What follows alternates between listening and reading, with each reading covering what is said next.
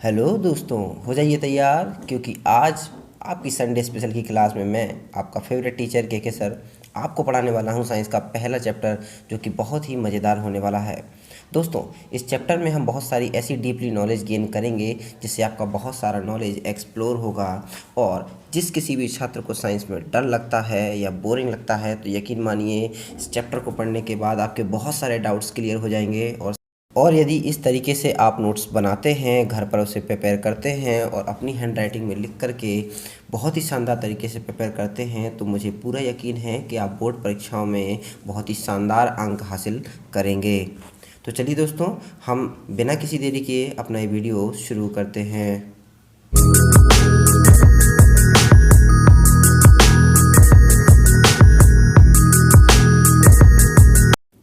जैसा कि आप सभी स्क्रीन पर देख पा रहे होंगे, मैंने अपनी बुक ओपन कर ली है जिसका अध्याय नंबर 1, जिसका नाम है रासायनिक अभिक्रियाएं और समीकरण।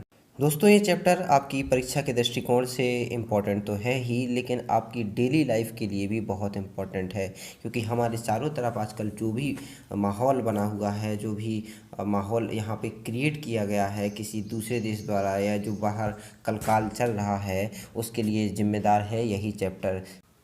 दोस्तों, जैसे ही हम इस चैप्टर को पढ़ना प्रारंभ करते हैं, हम देख रहे हैं यहाँ पर लिखा हुआ है, अपने दैनिक जीवन की निम्नलिखित परिस्थितियों पर ध्यान दीजिए और विचार कीजिए कि क्या होता है जब गर्मियों में कमरे के ताप पर जब दूध को खुला छोड़ दिया जाता है, लोहे का तवा, तसला या कील को आर्द्र वायुमंडल में खुला छोड़ दिया जाता है। आर्द्र का तात्पर्य होता है नमी वाले वातावरण में खुला छोड़ दिया जाता है।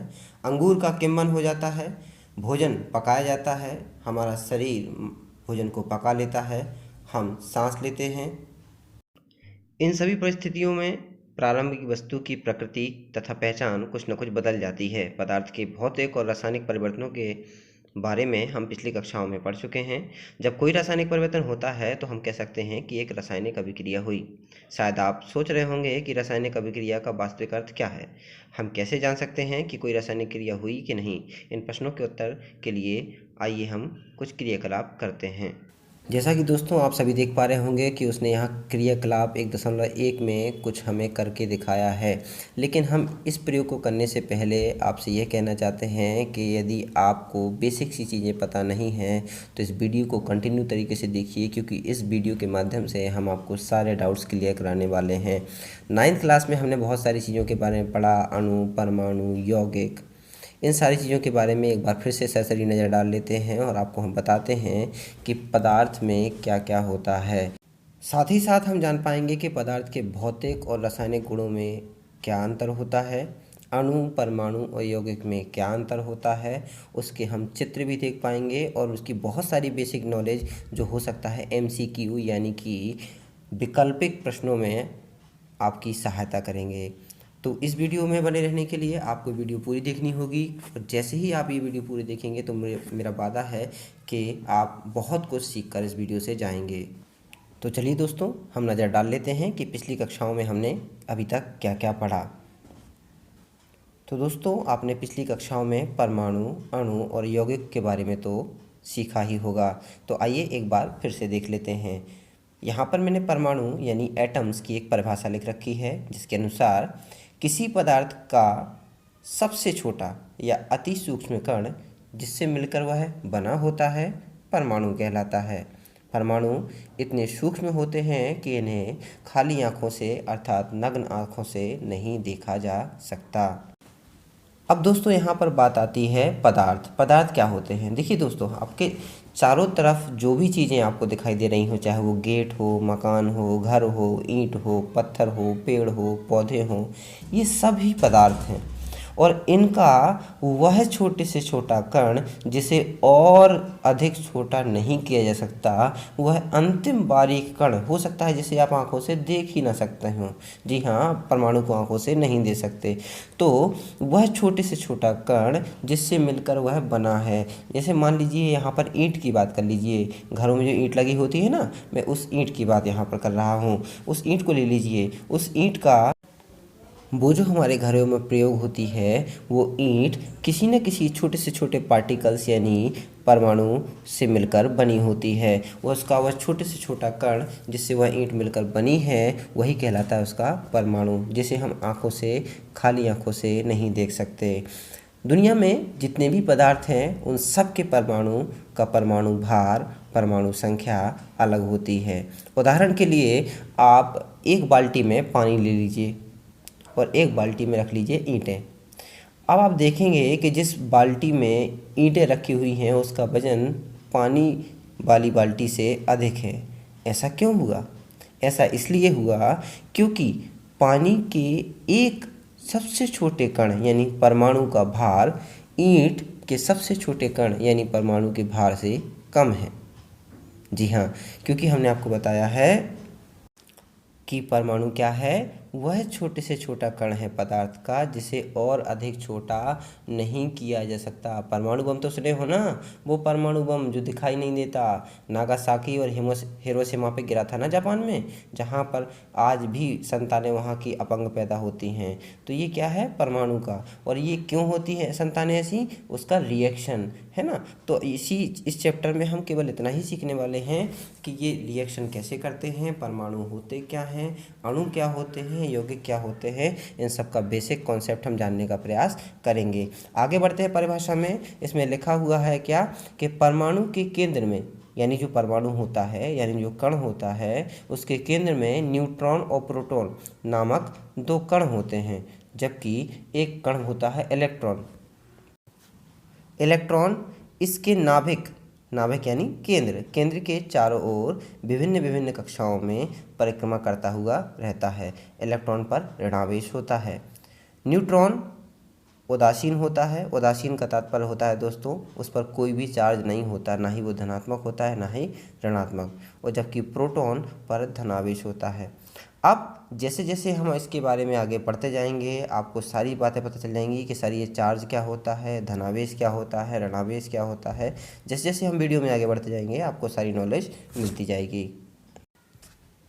आगे परिभाषा में लिखा हुआ है इलेक्ट्रॉन पर ऋणात्मक आवेश होता है। मैं आपको पहले ही बता चुका हूँ कि इसके जो नाभिक में होते हैं न्यूट्रॉन और प्रोटॉन, जिसमें प्रोटॉन पर होता है धनावेश और न्यूट्रॉन पर कोई आवेश नहीं होता, जबकि केंद्र के बाहर की कक्षाओं में होता है इलेक्ट्रॉन जिस पर होता है ऋणात्मक आवेश। अब दोस्तों यहाँ समझने वाली बात यह है कि उस परमाणु पर जिसके केंद्र में न्यूट्रॉन प्रोटॉन है और बाहर की कक्षाओं में इलेक्ट्रॉन चक्कर लगा रहा है उस पर कौन सा आवेश होगा। इसको समझने के लिए हमें ये समझना होगा कि उस परमाणु के जो केंद्र में प्रोटॉन है और बाहर की कक्षाओं में जो इलेक्ट्रॉन हैं उसमें से किसकी संख्या ज़्यादा है। यानी कि मैंने आपको बताया ना कि परमाणु पर धनात्मक आवेश होगा या ऋणात्मक, ये उसकी प्रोटॉन और इलेक्ट्रॉन की संख्या पर निर्भर करेगा। यानी प्रोटॉन बहुत ज़्यादा होंगे तो धन की चीज़ें ज़्यादा होंगी और इलेक्ट्रॉन बहुत ज़्यादा होंगे तो ऋण की संख्याएँ ज़्यादा होंगी। यानी मान के चलिए कि किसी के घर में एक न्यूट्रॉन एक प्रोटॉन, दो लड़के हैं। न्यूट्रॉन तो किसी काम का है नहीं इसलिए उसको हटा दीजिए। प्रोटॉन जिसके पास पैसा ही पैसा है यानी वो धनी है, और एक इलेक्ट्रॉन है जो आपके कमरे के बाहर खड़ा है, और इन दोनों का प्रभाव पड़ेगा उस पे जो यहाँ का मकान मालिक है। अब जो बाहर खड़ा है उसका नाम है इलेक्ट्रॉन और उसके पास कर्जा है। अब कर्ज वाला यदि ज़्यादा कर्ज वाला है, जैसे मान लीजिए बाहर कोई लड़का खड़ा है उसके ऊपर 11 लाख रुपए का कर्जा है और जो अंधा लड़का खड़ा है उसके पास केवल 10 लाख रुपए हैं, तो बताइए कि यदि 10 लाख रुपए वो दे देता है उसे तो उसके पास कितना रुपए बचता है? 1 लाख रुपए कर्जा शेष बचा ना, यानी अभी भी ऋण बचा ना। बिल्कुल सेम होता है उस परमाणु की स्थिति के साथ। यदि इलेक्ट्रॉन की संख्या ज़्यादा है तो सीधी सी बात है उस पर ऋणावेश होगा, और यदि प्रोटॉन की संख्या ज़्यादा है तो उस पर धनावेश होगा। ये कैसे होगा इस चैप्टर में हम आगे की ओर पढ़ेंगे। तो आपको अणु की परिभाषा क्लियर हुई दोस्तों। अणु क्या है? वह छोटी से छोटी इकाई है जो किसी चीज़ की वह छोटी से छोटी इकाई है जिससे वह पदार्थ मिलकर बना है। यानी सरल शब्दों में कहें तो ये कह सकते हैं कि परमाणु वह छोटी इकाई है जिसे और अधिक छोटा नहीं किया जा सकता। परमाणु की परिभाषा समझ लेने के बाद अब हम आते हैं अपनी दूसरी परिभाषा अणु की ओर। अणु की परिभाषा समझने से पहले मैंने यहाँ पे परमाणु का एक चित्र आपके सामने दिखाया है। देखिए दोस्तों, आप देख पा रहे होंगे कि ये जो चक्र बना है शक्तिमान जैसा गोल गोल गोल, इसमें जो रेड कलर का दिख रहा है वो है आपका न्यूट्रॉन। न्यूट्रॉन पर कोई चार्ज नहीं होता, ना ही ऋणात्मक होता है ना ही वो धनात्मक होता है। अब ये चार्ज क्या होता है हम आगे पढ़ेंगे। इसमें जो ब्लू कलर से दिखाया गया है, मैंने एरो बना के दिया है, उसमें लिखा है प्रोटॉन। ये कहलाता है केंद्र। ये जो बॉल सी अंदर आपको दिख रही है यह कहलाता है परमाणु का केंद्र, और यह है पूरा परमाणु का स्ट्रक्चर। बाहर की ये जो तार से आपको दिख रहे हैं, इसमें जो ब्लू कलर के गोले हैं ये कहलाती हैं कक्षाएं, और ये इलेक्ट्रॉन घुमा करते हैं। इन गोल गोल से छल्लों में ये इलेक्ट्रॉन घुमा करते हैं, और इन इलेक्ट्रॉनों की संख्या और प्रोटॉनों की संख्या पर ही डिपेंड करता है कि परमाणु पर कौन सा चार्ज होगा। तो आशा करते हैं दोस्तों कि आपको परमाणु का चित्र, परमाणु की परिभाषा समझ में आई होगी। परमाणु के डायग्राम के माध्यम से हमने आपको समझाया कि ये परमाणु का केंद्र है। परमाणु के केंद्र में न्यूट्रॉन और प्रोटॉन नामक दो कण होते हैं। न्यूट्रॉन पर कोई आवेश नहीं होता, प्रोटॉन पर धनावेश होता है। बाहर की कक्षाएं, जो छल्लेनुमा कक्षाएं आपको दिख रही हैं, इसमें इलेक्ट्रॉन होते हैं। यदि इलेक्ट्रॉन बहुत ज़्यादा हैं तो परमाणु पर निश्चित रूप से ऋणावेश होगा, और यदि प्रोटॉन की संख्या ज़्यादा है तो निश्चित रूप से उस पर धनावेश होगा। परमाणु की चित्र परिभाषा समझने के बाद अब बारी आती है अणु की। आइए अब अणु को भी देख लेते हैं। अणु को अंग्रेजी में बोलते हैं मॉलिक्यूल। अणु की परिभाषा में हमने लिखा है कि दो या दो से अधिक परमाणुओं, अब देखना दोस्तों, यहाँ पर सबसे छोटा क्या इकाई होती है? परमाणु। जब दो या दो से अधिक परमाणु को रासायनिक बंधन द्वारा यानी रासायनिक क्रिया करा के उसकी रचना की जाती है तो बनता है क्या? अणु बनता है। अणु किसी यौगिक की सबसे छोटी इकाई या कण होता है। अब देखिए यहाँ पे परमाणु किसी पदार्थ की सबसे छोटी इकाई होती है। अणु क्या है? किसी यौगिक की सबसे छोटी इकाई होती है। अब ये यौगिक क्या है?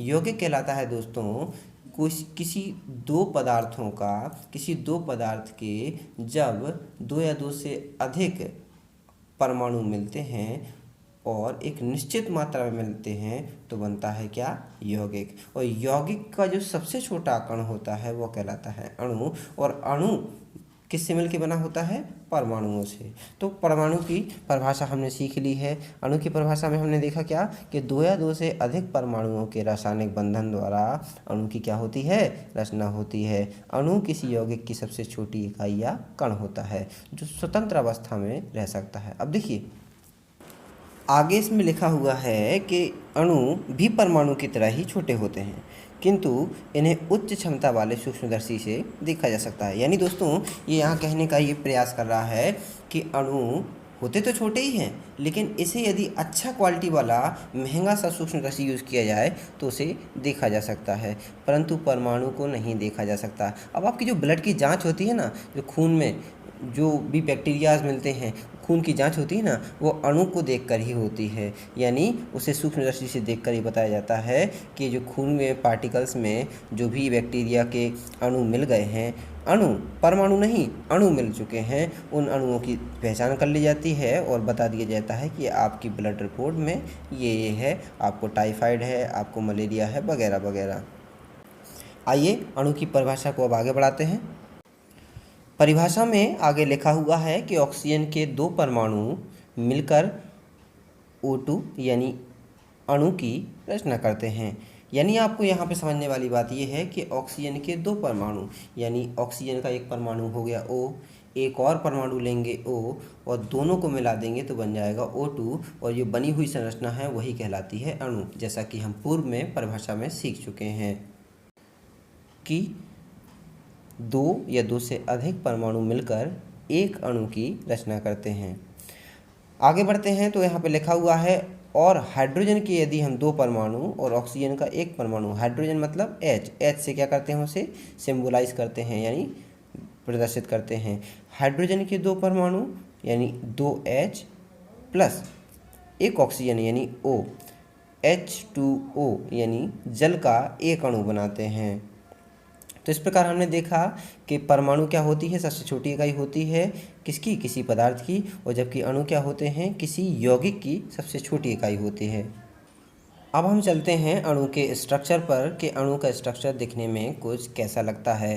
तो देखिए दोस्तों, हमने चित्र के माध्यम से अणु को समझाने का प्रयास किया है। यहाँ पर मैंने एक ऑक्सीजन का परमाणु और दो हाइड्रोजन के परमाणु लेकर के इनका आपस में संयोजन किया है, और आप जानते हैं कि दो हाइड्रोजन और एक ऑक्सीजन मिलकर एक जल का अणु बनाते हैं, और ये बना हुआ जल हमारा कहलाएगा यौगिक, और यौगिक की सबसे छोटी इकाई कहलाती है अणु, जैसा कि हम पूर्व में परिभाषाओं में सीख चुके हैं। तो यहाँ पर जो स्ट्रक्चर आप देख पा रहे होंगे वो है एक अणु का चित्र, या फिर आप कह सकते हैं यौगिक की सबसे छोटी इकाई का चित्र। यौगिक क्या होता है इसके बारे में हम डिटेल में आगे पढ़ेंगे।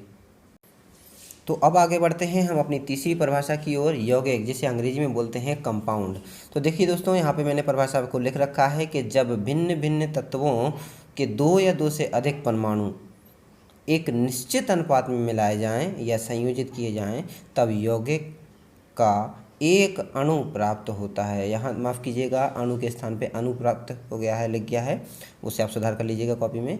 तो हमने लिखा है कि जब दो या दो से अधिक परमाणु एक निश्चित अनुपात में मिलकर के जो भी बनाते हैं वही कहलाता है यौगिक, और यौगिक की सबसे छोटी इकाई कहलाती है अणु। किसी यौगिक के घटकों को भौतिक विधियों द्वारा सरल पदार्थों में पृथक नहीं किया जा सकता। मतलब वो ये कह रहा है कि जो मिश्रण बन चुका है उसे आप घरेलू नुस्खों से तो अलग नहीं कर सकते, उन्हें पृथक करने के लिए रासायनिक विधियों का प्रयोग ही करना पड़ेगा। यानी मैं आपसे कह रहा हूँ कि मान लीजिए आधा कप दूध ले लीजिए, आधा कप पानी ले लीजिए, दोनों को मिला लीजिए, तो आपको वो करने में बड़ी कठिनाई जाएगी। परंतु ऐसे कई एलिमेंट्स हैं जिनकी सहायता से आप दूध को अलग कर सकते हैं, पानी को अलग कर सकते हैं, रासायनिक क्रिया के द्वारा अलग कर सकते हैं। जैसे मान लीजिए एक उदाहरण हम सबको पता है, जैसा कि हम सभी के घर में दूध आता है। यदि हम दूध को दोस्तों ना उबालें, या फिर उबालते समय किसी खट्टी चीज़ का उसमें मिलान हो जाए, या मान लीजिए कि रखे हुए दूध में आप एक बूंद नींबू निचोड़ दें, तो आप देखेंगे कि सारा दूध जम करके दही का निर्माण कर लेता है और शेष पानी बच जाता है। तो दोस्तों, उस नींबू की बूंद ने जो दूध को पानी से पृथक यानी अलग कर दिया, यही कहलाती है हमारी रासायनिक अभिक्रिया। और इसमें आपने देखा होगा कि जो नींबू की एक बूंद है उसमें कई परमाणु मिलकर बने होंगे, और उसमें कई परमाणु जाकर के दूध और पानी के परमाणुओं के साथ मिले और उन दोनों को अलग कर दिया। तो इस प्रकार अलग करने की यह हो गई आपकी रासायनिक अभिक्रिया। कहता है यहाँ पे उदाहरण के रूप में दिया है कि जल, अमोनिया, कार्बन डाइऑक्साइड तथा चीनी कुछ यौगिकों के उदाहरण हैं। जल मतलब H2O, अमोनिया मतलब NH3, कार्बन डाइऑक्साइड मतलब CO2, चीनी मतलब शक्कर आदि कुछ यौगिकों के उदाहरण यहाँ उसने पेश किए हैं। अब हम स्ट्रक्चर के माध्यम से समझेंगे कि हमारे अणु, परमाणु और यौगिक में मूलतः क्या अंतर है। यहाँ चित्र के माध्यम से मैंने समझाने का प्रयास किया है कि एटम यानी कि परमाणु, मॉलिक्यूल यानी अणु, कंपाउंड यानी यौगिक में मेजर क्या डिफरेंस होते हैं। यहाँ पर पहले चित्र में आप देख पा रहे होंगे मैंने एटम को एक हरी, लाल और नीली गेंद से दर्शाया है। यहाँ पर हरी एक अलग पदार्थ का परमाणु है, लाल एक अलग पदार्थ का परमाणु है, और नीला एक अलग पदार्थ का परमाणु है जो कि सिंगल है। अब देखिएगा, हमने एक पदार्थ के दो परमाणु ले लिए। मान लीजिए लाल हो गया किसी चीज़ का, किसी पदार्थ का परमाणु। हमने दो परमाणु ले लिए उस पदार्थ के, तीन परमाणु ले लिए हरे वाले पदार्थ के, और दो परमाणु ले लिए हमने नीले वाले पदार्थ के। अब देखिए यहाँ पे दो या दो से अधिक परमाणु मिलकर क्या बना रहे हैं, एक अणु बना रहे हैं।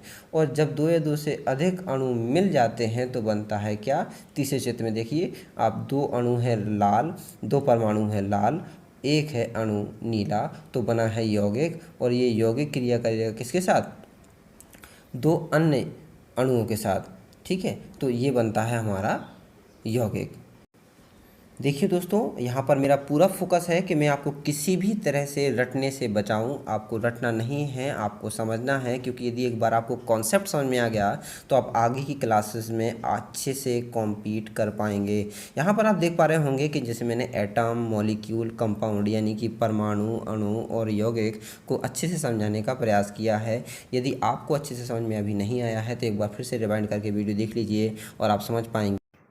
आप चाहें तो इस चित्र के माध्यम से भी देख सकते हैं कि परमाणु किसी पदार्थ की सबसे छोटी इकाई है। किसी पदार्थ की सबसे छोटी इकाई परमाणु जब दो या दो से अधिक हो जाते हैं और दो या दो से अधिक पदार्थों के मिलकर परमाणु बनाते हैं एक अणु, और जब वो अणु एक निश्चित अनुपात में मिलते हैं तो बनाते हैं क्या? यौगिक। इस प्रकार तीनों की परिभाषाएं हुई स्पष्ट। अब हम चलते हैं अपने वीडियो में आगे की ओर। तो अणु और परमाणु के बारे में अभी तक हमने जो सीखा उस पर एक सरसरी नज़र डाल लेते हैं। हमने कुछ अंतर दिखे हैं। क्या अंतर देखे हैं? वो अंतर ये हैं कि परमाणु किसी तत्व की सबसे छोटी इकाई होती है जिसमें उस तत्व के सभी गुण पाए जाते हैं, जबकि अणु किसी यौगिक की सबसे छोटी इकाई होती है। दूसरे नंबर पे है कि परमाणु स्वतंत्र अवस्था में नहीं रह सकता। जी हाँ, परमाणु स्वतंत्र नहीं होता, जबकि अणु स्वतंत्र होता है। परमाणु प्रोटॉन, न्यूट्रॉन और इलेक्ट्रॉन से बने होते हैं, जबकि अणु का निर्माण दो या दो से अधिक परमाणुओं के रासायनिक बंधन द्वारा होता है। देखिए दोस्तों, हम पूर्व में पढ़ चुके हैं कि परमाणु के केंद्र में प्रोटॉन, न्यूट्रॉन होता है और बाहर की कक्षाओं में होता है इलेक्ट्रॉन, जबकि अणु का निर्माण उन्हीं परमाणुओं के रासायनिक बंधन के द्वारा किया जाता है। परमाणु प्रायः गोल होते हैं। परमाणु का जो स्ट्रक्चर है वो आपने देखा कि परमाणु प्रायः गोल होते हैं, जबकि अणुओं का आकार रेखीय यानी लंबा, कोणाकार यानी किसी कोण में, या आयताकार यानी चौकोर भी हो सकता है। परमाणु और अणु में कुछ और अंतर होते हैं, जैसा कि आप देख पा रहे होंगे कि अधिकांशतः परमाणु अत्यधिक क्रियाशील होते हैं। तो देखिए दोस्तों, आपने हाइड्रोजन बम के बारे में सुना होगा, हाइड्रोजन गैस के बारे में सुना होगा। हाइड्रोजन के दो परमाणु जो होते हैं वो H और H से डिनोट किए जाते हैं। उनके साथ यदि ऑक्सीजन का एक परमाणु मिला दिया जाता है तो बनते हैं वो जल। तो फिर आपको ये समझ में आना चाहिए कि सर ऐसा कैसे हो सकता है कि दो हाइड्रोजन के परमाणु जो इतने क्रियाशील होते हैं वो ऑक्सीजन के साथ मिलकर विस्फोट नहीं करते, जबकि आप सभी जानते हैं कि हाइड्रोजन गैस एक बहुत ही क्रियाशील गैस है और वो किसी के साथ भी क्रिया करके विस्फोटक सामग्री बनाती है। परंतु आपको यहाँ पर ये देखना होगा कि दो हाइड्रोजन के परमाणु जब मिलकर के एक ऑक्सीजन के परमाणु के साथ मिलते हैं तो जल बनाते हैं, जल का एक मॉलिक्यूल यानी कि अणु बनाते हैं। तो ये कैसे होता है?